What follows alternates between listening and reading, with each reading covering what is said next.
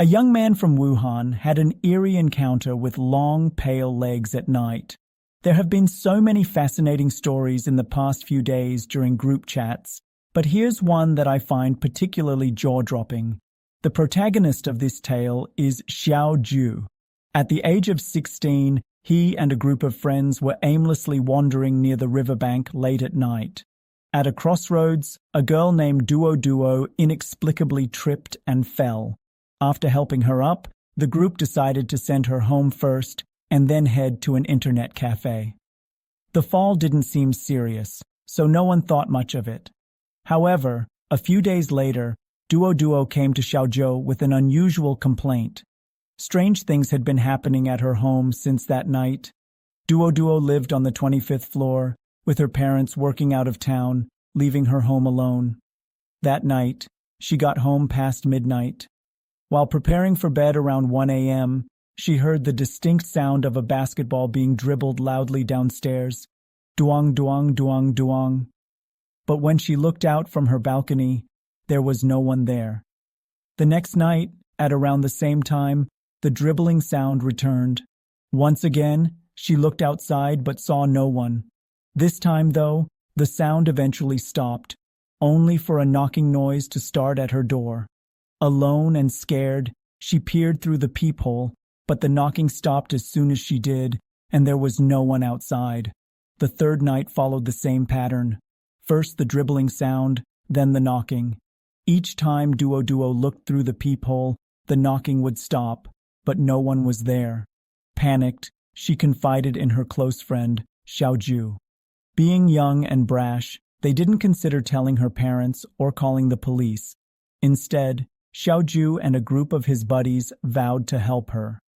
That night, they kept watch, but the strange noises didn't occur. Assuming it was a potential intruder targeting Duo Duo because she lived alone, Xiao Ju advised her to lock her doors and stay alert. After that night, however, Duo Duo became unreachable. When Xiao Ju saw her again, she looked utterly drained and listless. Coincidentally, one of their friends had an uncle who practiced as a spiritual master and was visiting Wuhan at the time. The group, curious about the uncle's supposed powers, invited him to dinner. During the meal, Xiao Ju casually mentioned Duo Duo's situation. The uncle immediately sensed something was wrong and asked for Duo Duo's birth date to perform a divination. What he revealed shocked everyone. Duo Duo had attracted a spirit at the riverbank, at the exact crossroads where she had tripped. The spirit, a male who had died there, had taken a liking to her and wanted to take her with him. He had been lingering in the shadows near her apartment door. Skeptical at first, the group began to connect the dots. Duo Duo's troubles had indeed started after she tripped at that exact spot. Concerned for his friend, Xiao Ju begged his uncle to help resolve the issue. The uncle agreed, explaining that the solution was relatively straightforward. Someone close to Duo Duo had to perform a ritual to send her away symbolically. Since Duo Duo's parents were out of town and she rarely contacted her relatives, Xiao Ju, her childhood friend, stepped up. Though scared, the 16-year-old promised to help. The ritual, as instructed by the uncle, involved burning a lock of Duo Duo's hair after midnight and throwing it into the darkened fire escape opposite her apartment. There were 3 key rules.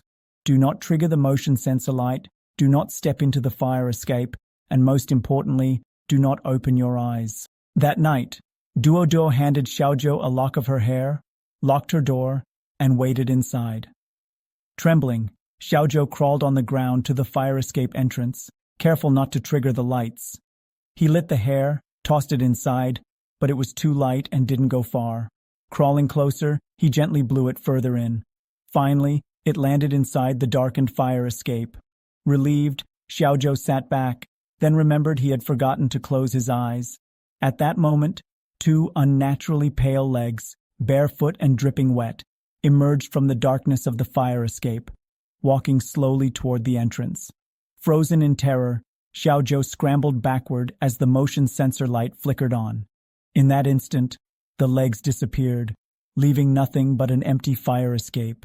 Now in his 30s, Xiao Ju admits he still gets uneasy at the sight of pale legs. Thankfully, the The ritual worked. Duo never experienced anything strange again and gradually returned to her lively self. So here's the question, folks. Do you like pale legs?